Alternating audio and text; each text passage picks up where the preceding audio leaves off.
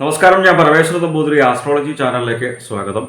ഈ വരുന്ന ജൂലൈ മാസത്തിലെ മകം, പൂരം, ഉത്രം, കാല്, ചിങ്ങക്കൂറുകാരുടെ ചന്ദ്രാനുള്ള ഫലത്തെക്കുറിച്ചാണ് ഞാൻ ഈ വീഡിയോയിൽ നിങ്ങളോട് സംസാരിക്കുന്നത്. ജ്യോതിഷത്തെ ബഹുമാനിക്കുന്നവർക്കും വിശ്വസിക്കുന്നവർക്കും വേണ്ടി മാത്രമായാണ് ഞാൻ ഈ വീഡിയോ ചെയ്യുന്നത് എന്നതിനാൽ ജ്യോതിഷത്തിൽ വിശ്വാസമില്ലാത്തവർ ദയവ് ചെയ്ത് ഈ വീഡിയോ കാണരുത് എന്നാണ് എൻ്റെ വിനീതമായിട്ടുള്ള അപേക്ഷ. ഗ്രഹങ്ങളുടെ സ്ഥിതിക്കനുസരിച്ച് നല്ല ഫലങ്ങളെ സൂചിപ്പിക്കും, മോശ ഫലങ്ങളെ സൂചിപ്പിക്കാനിട വരും. നല്ല ഫലങ്ങളെ മനസ്സിലാക്കി ജീവിത വിജയം വരിച്ചാൽ വളരെ സന്തോഷം. അതേപോലെ തന്നെ മോശഫലങ്ങളെ മനസ്സിലാക്കി ആ മോശഫലങ്ങളെ ഉൾക്കൊണ്ട് ആ മോശഫലങ്ങളിൽ നിന്ന് ഒരാളെങ്കിലും മുക്തി നേടിയാൽ വളരെ വളരെ സന്തോഷം. എന്തായാലും ഈ വരുന്ന ജൂലൈ മാസത്തിൽ 16-ാം തീയതി വരെ 11-ലാണ് സൂര്യൻ. ഏത് ഗ്രഹങ്ങൾ 11-ൽ നിന്ന് കഴിഞ്ഞാലും വളരെ നല്ല ഫലത്തെയാണ് സൂചിപ്പിക്കുന്നത് എന്ന് പൊതുവെ ജ്യോതിഷത്തെ വീക്ഷിക്കുന്നവർക്കറിയാം. അതുകൊണ്ട് തന്നെ ചിങ്ങക്കൂറുകാർക്ക് 11-ൽ നിൽക്കുന്ന സൂര്യനെ കൊണ്ട് നമ്മൾ അനുഭവിച്ചു കൊണ്ടിരിക്കുന്നതായിട്ടുള്ള പലവിധ ദുഃഖ ദുരിതങ്ങളിൽ നിന്നുമൊക്കെ മോചനം വന്നു ചേരുന്ന നല്ല ഫലത്തെയാണ് സൂചിപ്പിക്കുന്നത്. ശുഭകർമ്മഫലം. ഏതു കാര്യങ്ങൾ ചെയ്തു കഴിഞ്ഞാലും നല്ല രീതിയിൽ തന്നെ നല്ല ഫലം നമുക്ക് അനുഭവേദ്യമായിട്ട് വരുന്നു. അതേപോലെ തന്നെ ജോലി സംബന്ധമായിട്ട് ഏതെങ്കിലും വിധേന അരിഷ്ടതകൾ ഉണ്ടായിരുന്നുവെങ്കിൽ, ബുദ്ധിമുട്ടുകൾ ഉണ്ടായിരുന്നുവെങ്കിൽ അതിനെല്ലാം പരിഹാരം വന്നു ചേരുക, ജോലി ലഭിക്കുക, സ്ഥാനലബ്ധി ഉണ്ടാവുക, പുതിയ പുതിയ സ്ഥാനമാനങ്ങൾ ലഭിക്കുക. അപ്പോൾ അതുകൊണ്ട് തന്നെ പ്രമോഷൻ വന്നു ചേരുക. വളരെ നല്ല ഫലമാണ് 11-ൽ നിൽക്കുന്ന സൂര്യനെ കൊണ്ട്. നല്ല രീതിയിൽ തന്നെ ഐശ്വര്യം ഉണ്ടാവുക, ധനലബ്ധി ഉണ്ടാവുക, ധനലാഭം ഉണ്ടാവുക. അതേപോലെ തന്നെ പ്രത്യേകിച്ചും നല്ല രീതിയിൽ തന്നെ ആരോഗ്യം ഉണ്ടാവുക. ആരോഗ്യം ഉണ്ടാവുക എന്ന് പറയുന്നതും ഏറ്റവും വിശേഷമായിട്ടുള്ള കാര്യമാണ്. രോഗദുരിതങ്ങളില്ലാത്ത അവസ്ഥയാണല്ലോ ആരോഗ്യം ഉണ്ടാവുക എന്ന് പറയുന്നത് തന്നെ. അതുകൊണ്ട് തന്നെ നമ്മൾ അനുഭവിക്കുന്നതായിട്ടുള്ള എത്രയാണോ ദുരിതങ്ങൾ, ആ ദുരിതങ്ങൾക്കെല്ലാം വളരെ നല്ല രീതിയിൽ തന്നെ ശമനം വന്നു ചേരുന്ന ഒരു കാലയളവിനെയാണ് 16-ാം തീയതി വരെ സൂര്യനെ കൊണ്ട് 11-ൽ നിൽക്കുമ്പോൾ സൂചിപ്പിക്കുന്നത്. 16-ാം തീയതിക്ക് ശേഷം 12-ലേക്ക് വരുന്ന സൂര്യനെ കൊണ്ട് നല്ല കർമ്മങ്ങൾ ഫലിക്കാതെ പോകുന്ന ഒരു ഫലത്തെയാണ് സൂചിപ്പിക്കുന്നത്. അപ്പം നിങ്ങളായിക്കോട്ടെ, ഞാനായിക്കോട്ടെ, നമ്മൾ ഏത് കാര്യങ്ങൾ ചെയ്യുമ്പോഴും നല്ല ഫലം നമുക്ക് വന്നു ചേരാൻ വേണ്ടിയിട്ട് ആരും മോശഫലം വന്നു ചേരാൻ വേണ്ടിയിട്ട് ഒരു കാര്യവും ചെയ്യാറില്ല. 11-ൽ നിൽക്കുന്ന സൂര്യനെ കൊണ്ട് ശുഭകർമ്മ ഫലത്തെയാണ് സൂചിപ്പിച്ചത്. പക്ഷെ 16-ാം തീയതിക്ക് ശേഷം 12-ലേക്ക് വരുന്ന സൂര്യനെ കൊണ്ട് ശുഭകർമ്മ ഫലം ഇല്ലാത്ത അവസ്ഥ, നമ്മൾ ചെയ്യുന്ന കാര്യങ്ങൾക്ക് നല്ല ഫലം വന്നു ചേരാത്ത അവസ്ഥ. അപ്പം അതുകൊണ്ട് നല്ല ഫലം വന്നു ചേരുകയും വേണം അല്ലേ. അപ്പം ആ നല്ല ഫലം വന്നു ചേരാൻ വേണ്ടിയിട്ട് പ്രത്യേകിച്ച് മഹാദേവനെ നല്ല രീതിയിൽ തന്നെ മനസ്സിരുത്തി ആരാധിച്ച് പ്രാർത്ഥിക്കുക. നമ്മളുടെ സമീപ പ്രദേശത്തുള്ളതായിട്ടുള്ള ശിവക്ഷേത്ര ദർശനം ചെയ്യുക. ക്ഷേത്ര ദർശനം സാധ്യമാവാത്തവർ കുടുംബത്തിൽ നിന്ന് നാമം ജപിക്കുവാനായിട്ട് സമയം കണ്ടെത്തുക. നാമം ജപിക്കുന്ന സമയത്ത് പഞ്ചാക്ഷരം ജപിക്കുക. അപ്പം അങ്ങനെ ചെയ്യുമ്പോൾ ആ 12 നിൽക്കുന്ന സൂര്യനെ കൊണ്ട് പറയുന്നതായിട്ടുള്ള ആ മോശഫലങ്ങൾ മാറി നമുക്ക് ഗുണാനുഭവങ്ങൾ നിങ്ങൾക്കായിക്കോട്ടെ എനിക്കായിക്കോട്ടെ വന്നു ചേരും. ഈ വരുന്ന ജൂലൈ മാസത്തിൽ ചൊവ്വയ്ക്ക് 2 മാറ്റങ്ങൾ ഉണ്ടെന്നുണ്ടെങ്കിൽ പോലും 29-ാം തീയതിയാണ് ചൊവ്വയ്ക്ക് രാശി മാറ്റം സംഭവിക്കുന്നത്. അതായത് കൂടുതൽ കാലയളവിലും ചിങ്ങക്കൂറുകാർക്ക് ജന്മത്തിലാണ് ചൊവ്വ. 29-ാം തീയതി വരെയുണ്ട്. അതിനുശേഷം 2-ലേക്ക് വരും. ജന്മത്തിൽ നിൽക്കുമ്പോഴും 2-ൽ നിൽക്കുമ്പോഴും ചൊവ്വയെ കൊണ്ട് അത്ര നല്ല ഫലമല്ല. ജന്മത്തിൽ നിൽക്കുന്ന ചൊവ്വയെ കൊണ്ട് ദേഹകാര്യഭംഗം വന്നു ചേരുക. വാഹനം ഉപയോഗിക്കുന്നവർ പ്രത്യേകിച്ച് ഈ കാലയളവിൽ പ്രത്യേകിച്ചൊന്ന് ശ്രദ്ധിക്കുക. എല്ലാവരും, ഞാനായിക്കോട്ടെ നിങ്ങളായിക്കോട്ടെ, നമ്മൾ വാഹനമൊക്കെ വണ്ടിയൊക്കെ ഓടിക്കുമ്പോൾ നമ്മൾ വളരെ ശ്രദ്ധിച്ചു തന്നെയാണ് ഓടിക്കുന്നത് എന്നുണ്ടെങ്കിൽ പോലും പ്രത്യേകിച്ചൊരു ശ്രദ്ധ വെച്ച് പുലർത്തുക. അതേപോലെ തന്നെ കാര്യഭംഗം ഉണ്ടാവുക. നേരത്തെ സൂര്യനെ കൊണ്ട് പറഞ്ഞതുപോലെ അതിനേക്കാൾ കുറച്ചും കൂടി കൂടുതൽ മോശഫലമാണ്.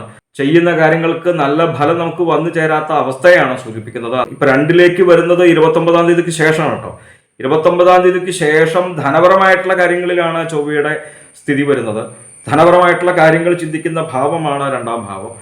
അപ്പോൾ 29-ാം തീയതിക്ക് ശേഷം ധനപരമായിട്ടുള്ള കാര്യങ്ങൾ കുറച്ച് കൂടുതൽ ശ്രദ്ധിക്കേണ്ടതുണ്ട്. അപ്പോൾ എന്തായാലും ജന്മത്തിൽ നിൽക്കുമ്പോഴും 2-ൽ നിൽക്കുമ്പോഴും ചൊവ്വയെ കൊണ്ടുള്ള മോശഫലങ്ങളെ ഇല്ലാതാക്കാൻ വേണ്ടിയിട്ട് പ്രത്യേകിച്ച് ഭദ്രകാളി ഭഗവതിയാണ് ആരാധിച്ച് പ്രാർത്ഥിക്കേണ്ടത്. ഭദ്രകാളി ക്ഷേത്ര ദർശനം ചെയ്യുക. കാളി കാളി മഹാകാളി ഭദ്രകാളി നമോസ്തുതേ കുലം ച കുലധർമ്മം ച മാം ച പാലയ പാലയ. ഇതേപോലെയുള്ളതായിട്ടുള്ള നമുക്ക് അറിയാവുന്നതായിട്ടുള്ള ലളിതങ്ങളായിട്ടുള്ള നാമങ്ങൾ, സ്തോത്രങ്ങൾ ജപിക്കുക. ഏത് മന്ത്രങ്ങൾ നോക്കിക്കഴിഞ്ഞാലും നമുക്കിപ്പോൾ ഗൂഗിളിൽ സെർച്ച് ചെയ്ത് കഴിഞ്ഞാൽ ലഭിക്കും. പക്ഷേ നമുക്കത് ജപിക്കാൻ നമുക്കത് അർഹതയുണ്ടോ എന്ന് കൂടി സ്വയം മനസ്സിലാക്കേണ്ടതുണ്ട്. അപ്പോൾ സ്തോത്രങ്ങളും നാമങ്ങളും ജപിക്കുന്നത് യാതൊരു വിധ ദോഷത്തെയും നമ്മളിലേക്ക് വന്നു ചേരില്ല. അപ്പോൾ അതുകൊണ്ട് തന്നെയാണ് ഞാൻ പ്രത്യേകിച്ച് നാമങ്ങളും സ്തോത്രങ്ങളും ജപിക്കൂ എന്ന് പറയുന്നത് തന്നെ. അപ്പോൾ മരുന്നുകൾക്ക് എന്ന പോലെ തന്നെ മന്ത്രങ്ങൾക്കും സൈഡ് എഫക്ട്സ് ഉണ്ട്. അപ്പോൾ അത്യുഗ്രങ്ങളായിട്ടുള്ള മന്ത്രങ്ങൾ ജപിച്ചു കഴിഞ്ഞാൽ അതിനനുസരിച്ച് തന്നേതായിട്ടുള്ള കർമാനുഷ്ഠാനങ്ങൾ നമ്മൾ ചെയ്യേണ്ടതുണ്ട്.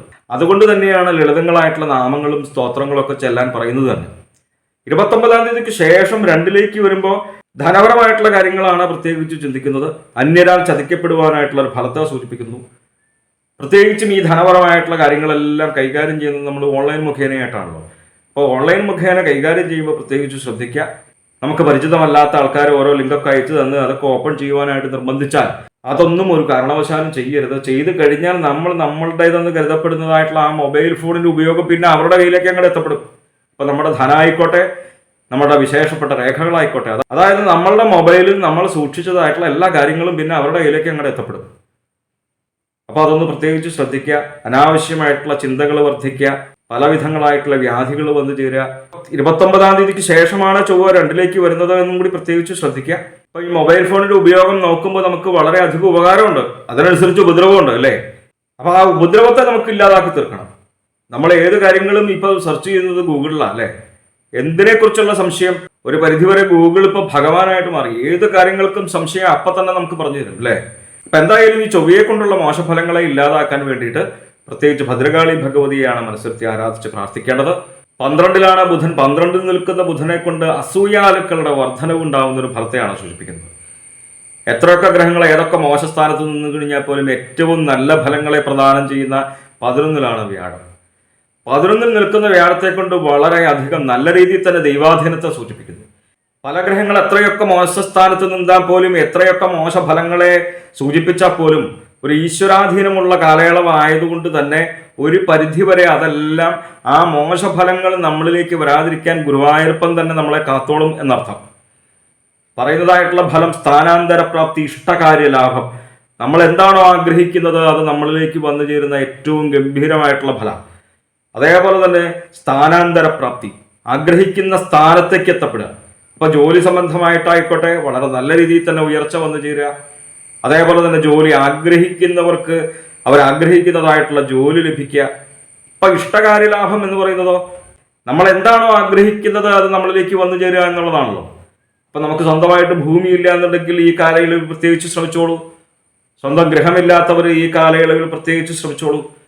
ശ്രമവും കൂടി വേണം അല്ലേ. ഇപ്പൊ എല്ലാം നമ്മൾ ശ്രമിക്കാതെ ഒരു കാര്യവും നമ്മളിലേക്ക് വന്നു ചേരില്ല അല്ലേ. അപ്പൊ അതുകൊണ്ട് തന്നെ 11-ൽ നിൽക്കുന്ന വ്യാഴം വളരെ നല്ല ഫലത്തെയാണ് സൂചിപ്പിക്കുന്നത്. ഏത് കാര്യങ്ങൾക്ക് ഇറങ്ങിപ്പുറപ്പെട്ടാലും വളരെ നല്ല ഗുണാനുഭവങ്ങൾ നമ്മളിലേക്ക് വന്നു ചേരുന്ന ഫലത്തെയാണ് സൂചിപ്പിക്കുന്നത് എന്ന് മനസ്സിലാക്കി ഓരോ കാര്യങ്ങൾക്ക് വേണ്ടിയിട്ട് പ്രത്യേകിച്ചും ശ്രമിച്ചോളൂ. ചിങ്ങക്കൂറുകാർക്ക് വളരെ വളരെ നല്ല അനുഭവങ്ങൾ വന്നു ചേരും എന്നുള്ള കാര്യത്തിൽ യാതൊരു സംശയവുമില്ല. ആ ഗുണാനുഭവങ്ങൾക്ക് വേണ്ടിയിട്ട് ആത്മാർത്ഥമായിട്ട് അങ്ങോട്ട് പരിശ്രമിച്ചോളൂ. 26-ാം തീയതി വരെ ശുക്രൻ 10-ലാണ്, അതിനുശേഷം 11-ലേക്ക് വരും. മറ്റു പല ഗ്രഹങ്ങളും 10-ൽ നിന്ന് കഴിഞ്ഞാൽ നല്ല ഫലത്തെയാണ് സൂചിപ്പിക്കുന്നത്. പക്ഷെ ശുക്രൻ 10-ൽ നിന്ന് കഴിഞ്ഞാൽ കുറച്ച് മോശഫലമാണ്. അപ്പൊ 10-ൽ സൂര്യൻ നിന്ന് കഴിഞ്ഞാലും ബുധൻ നിന്ന് കഴിഞ്ഞാലും ഒക്കെ നല്ല ഫലമാണ്. ശുക്രന് ഒരു പ്രത്യേകത എന്താണെന്ന് വെച്ച് കഴിഞ്ഞാൽ ഇപ്പൊ 12-ൽ നിൽക്കുമ്പോൾ പോലും ശുക്രനെ കൊണ്ട് നല്ല ഫലമാണ്. അപ്പൊ വ്യാഴത്തെ കൊണ്ടായിക്കോട്ടെ, ശനിയെ കൊണ്ടായിക്കോട്ടെ, പല ഗ്രഹങ്ങളെ കൊണ്ടും സൂചിപ്പിക്കുമ്പോൾ ഇപ്പൊ സൂര്യനെ കൊണ്ടായിക്കോട്ടെ 12-ൽ നിൽക്കുമ്പോൾ മോശഫല. പക്ഷെ ശുക്രൻ മാത്രം 12-ൽ നിൽക്കുമ്പോൾ നല്ല ഫലത്തെയാണ് സൂചിപ്പിക്കുന്നത്. അപ്പൊ മറ്റു പല ഗ്രഹങ്ങളും നിൽക്കുന്നത് പോലെയുള്ള ഒരു ഫലത്തെയല്ല ശുക്രനെ കൊണ്ട് പറയുന്നത്. ഇപ്പൊ 10-ൽ ശുക്രൻ നിന്ന് കഴിഞ്ഞാൽ കലഹത്തെയാണ് സൂചിപ്പിക്കുന്നത്, മോശഫലമാണല്ലോ. അതേപോലെ തന്നെ അപമാനം ഉണ്ടാവുക എന്ന് പറയുന്നത്. ഇപ്പൊ കലഹം ഉണ്ടായിക്കഴിഞ്ഞാൽ ഒരു പരിധി വരെ തന്നെ അതിന്റെ കൂടെ അപമാനം ഉണ്ട് അല്ലേ. ഇപ്പൊ കലഹം ഉണ്ടാവുന്നത് തന്നെ എങ്ങനെയാ, നമ്മളുടെ വാക്കുകൾ നിമിത്തമാണ് എന്ന് മനസ്സിലാക്കി നല്ല വാക്കുകൾ സംസാരിക്കുവാനായിട്ട് ശ്രമിക്കുക. അനാവശ്യമായിട്ടുള്ള തർക്കങ്ങൾ ഒഴിവാക്കുക. അപമാനം എന്ന ഫലത്തെയും സൂചിപ്പിക്കുന്നുണ്ട് എന്ന് മനസ്സിലാക്കി അതേപോലെയുള്ള സന്ദർഭങ്ങളിൽ നമ്മൾ സ്വയം ചെന്ന് പെടാതിരിക്കുവാനായിട്ട് പ്രത്യേകിച്ച് ശ്രദ്ധിക്കുക. 26-ാം തീയതി വരെയുണ്ട് ഈ ഫലം.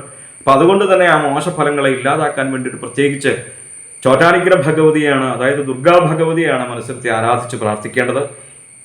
അമ്മേ നാരായണ, ദേവി നാരായണ, ലക്ഷ്മി നാരായണ, ഭദ്രനാരായണ, ഈ ലളിതങ്ങളായിട്ടുള്ള നാമങ്ങളെല്ലാം എല്ലാവർക്കും പൊതുവെ അറിയാം.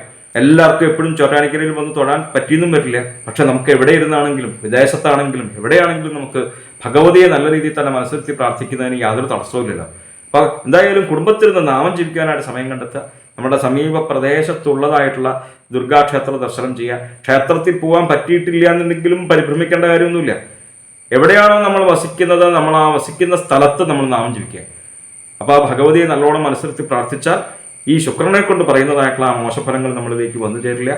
അതുപോലെ തന്നെ 11-ലേക്ക് വരുമ്പോൾ ഏറ്റവും ഗംഭീരമായിട്ടുള്ള ഫലമാണ് ഇത്. ഈ 10-ൽ നിൽക്കുന്ന ശുക്രനെ കൊണ്ട് പറയുന്ന മോശഫലങ്ങളെല്ലാം മാറി വളരെ നല്ല ഗുണാനുഭവങ്ങൾ വന്നു ചേരുന്നൊരു ഫലമാണ്. അതായത് 11-ൽ നിൽക്കുന്ന ശുക്രനെ കൊണ്ട് വളരെ നല്ല രീതിയിൽ തന്നെ ധനധാന്യ സമൃദ്ധി വന്നു ചേരുക, കുടുംബസുഖം അനുഭവത്തിയായിട്ട് വരിക, ലൗകികങ്ങളായിട്ടുള്ള സുഖങ്ങൾ അനുഭവിക്കുക, കലാരംഗങ്ങളിൽ പ്രവർത്തിക്കുന്നവർക്ക് പുതിയ പുതിയ നല്ല നല്ല അവസരങ്ങൾ വന്നു ചേരുക, ബഹുമാന സിദ്ധി വന്നു ചേരുക. ഏത് കാര്യങ്ങൾ ചിന്തിച്ചു കഴിഞ്ഞാലും 11-ൽ നിൽക്കുന്ന ശുക്രൻ നല്ല രീതിയിലുള്ള നല്ല ഗുണാനുഭവങ്ങളെയാണ് സൂചിപ്പിക്കുന്നത്. അപ്പൊ 10-ൽ നിൽക്കുന്ന ശുക്രനാണ് കുറച്ച് മോശഫലം എന്ന് ഞാൻ നേരത്തെ സൂചിപ്പിച്ചു.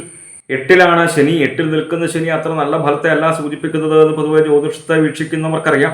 എട്ടിൽ നിൽക്കുന്ന ശനിയെ കൊണ്ട് ദൈവാധീന കുറവിനെ തന്നെ സൂചിപ്പിക്കുന്നു. 11ൽ നിൽക്കുന്ന വ്യാഴം എത്രത്തോളം ദൈവാധീനത്തെ സൂചിപ്പിക്കുന്നുണ്ട്, അത്രത്തോളം ഒരു പരിധിവരെ മോശഫലത്തെയാണ് എട്ടിൽ നിൽക്കുന്ന ശനിയെ കൊണ്ട് സൂചിപ്പിക്കുന്നത്.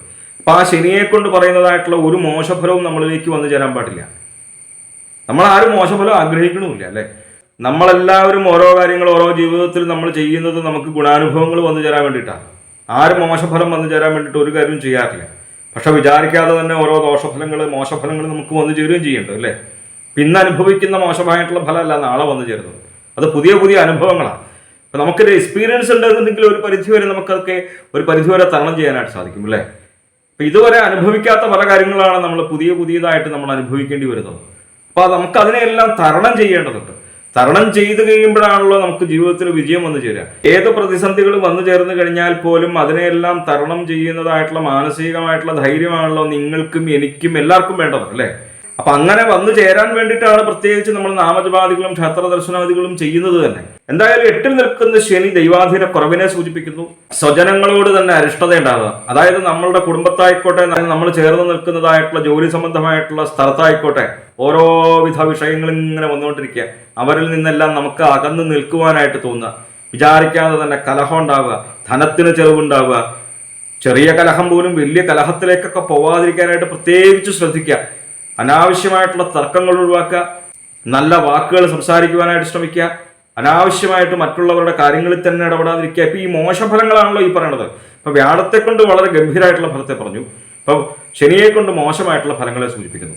ഈ ശനിയെ കൊണ്ടുള്ള മോശമായിട്ടുള്ള ഫലങ്ങളെ ഇല്ലാതാക്കി കഴിഞ്ഞാൽ ഒരു പരിധിവരെ വ്യാഴത്തെ കൊണ്ട് പറയുന്നതായിട്ടുള്ള നല്ല അനുഭവങ്ങൾ നമുക്ക് വന്നു ചേരുകയും ചെയ്യും അല്ലെ. അപ്പൊ എട്ടിൽ നിൽക്കുന്ന ശനിയെ കൊണ്ട് പറയുന്നതായിട്ടുള്ള മോശഫലങ്ങളെ നമുക്ക് ഇല്ലാതാക്കാനായിട്ട് സാധിക്കും.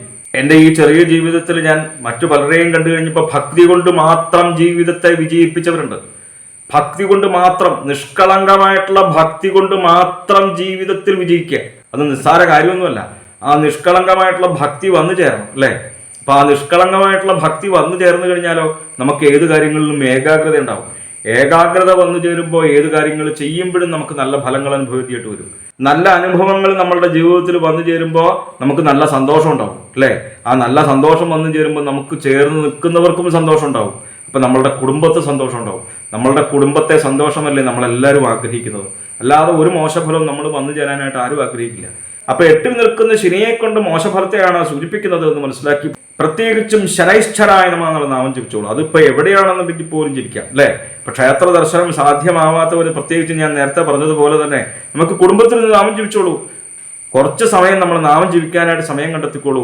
വളരെ വളരെ വളരെ നമുക്ക് നല്ല ഗുണാനുഭവങ്ങൾ നമ്മുടെ ജീവിതത്തിൽ വന്നു ചേരും. മനസമാധാനം തന്നെ നമുക്ക് വന്നു ചേരും. ഓരോ പ്രതിസന്ധികൾ നമ്മുടെ ജീവിതത്തിൽ വന്നു ചേരുമ്പോൾ നമുക്ക് അതിനെയെല്ലാം തരണം ചെയ്യുവാനായിട്ടുള്ള മാനസികമായിട്ടുള്ള ബലം വന്നു ചേരും, മനോധൈര്യം വന്നു ചേരും. ആ മനോധൈര്യം വന്നു ചേർക്കലാണ് നമ്മളുടെ നാമജപത്തിന്റെ ഏറ്റവും വലിയ ശക്തി എന്ന് മനസ്സിലാക്കുക. ചിങ്ങക്കൂറുകാരുടെ ഗ്രഹപിടാദോഷ പരിഹാരങ്ങൾക്ക് വേണ്ടിയിട്ട് നമ്മൾ ചെയ്യുന്നതായിട്ടുള്ള നാമജപാദികളും ക്ഷത്രദർശനാദികളും പുണ്യമായിട്ടുള്ള കർമ്മങ്ങളും തുടർന്നോളൂ. നമ്മളറിയാതെ തന്നെ നമ്മളിലേക്ക് വന്നു ചേരുന്നതായിട്ടുള്ള ആ ദുഃഖ ദുരിതങ്ങളെ നമ്മളുടെ നാമജപത്തിലൂടെ, ഈശ്വര സേവയിലൂടെ, പുണ്യമായിട്ടുള്ള കർമ്മങ്ങളിലൂടെ നമുക്ക് തന്നെ മറികടക്കുവാൻ, കുറയ്ക്കുവാനായിട്ട് സാധിക്കുമെന്ന് മനസ്സിലാക്കുക.